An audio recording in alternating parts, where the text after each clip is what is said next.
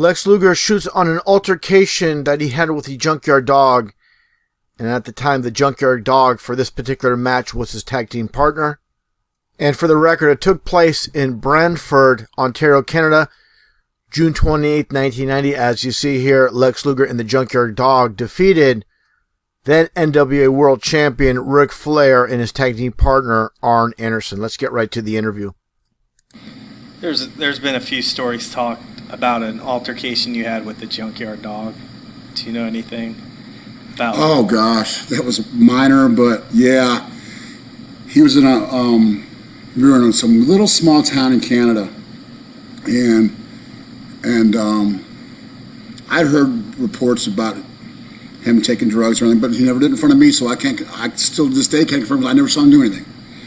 But he could be a little moody, which sometimes is indicative of that. He was just in a bad mood that night, and we were in the ring as tag partners, and the fans, the small town Canada, I forget, Ontario somewhere, but the fans were really on him.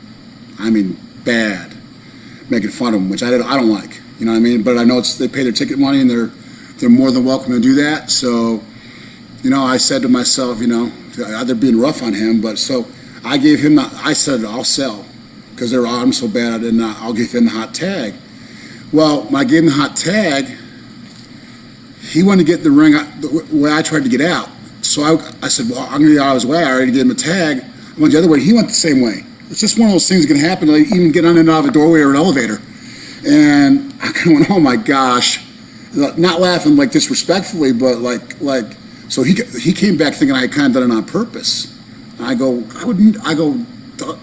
we were friends, stuff. We traveled together and everything. I said, I'd never do that to you. I go, I wasn't laughing or making cabaret toward the match.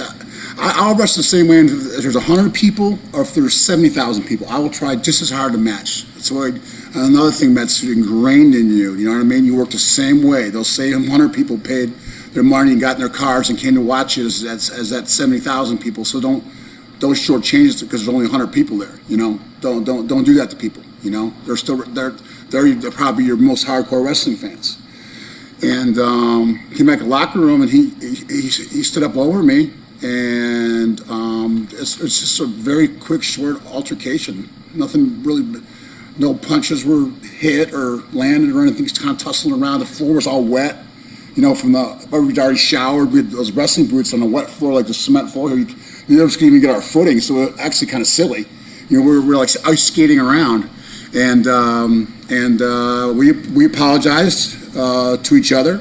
I told him where my head was at, and what I would never do that to him on purpose. Like he thought I was trying to cut him off getting in the ring or something. And I said I would never do that to you. And I said. And I was kind of did like an exasperation laugh, like, oh my God, how, you know, what can happen next in this match? You know what I mean? And he took it the wrong way. I understood why he took it that way, and we met up. We were still, we were fine after that. We were still good friends. So, you know, it really wasn't a big deal. You know, it wasn't some big bloody. Either of us had to go to the hospital kind of fight or anything. Of course, if I'm involved in anything, I'm sure it was blown way out of proportion by one of the Meltzer guys or something. Dawn and NWA, dog. People standing up, people watching each other's backs. Man, it's exciting to be a part of the NWA. That's why I'm here. That's why you're here. We wrestle wherever we want, but we're right here where the action is hot. Man, we got a new world's heavyweight champion. There you go. The tides are shifting. We're watching each other's backs. And man, I'm telling you what, the Four Horsemen, we just saw their style. We knew they can go 3-on-1, 4-on-2, gang warfare. Man, that's coming to an end because now we're ganging up. We're coming together, man. And I feel the adrenaline flowing every time I think of getting in the ring with them, dog, because this is what professional sports is all about. The Four Horsemen say they were a standard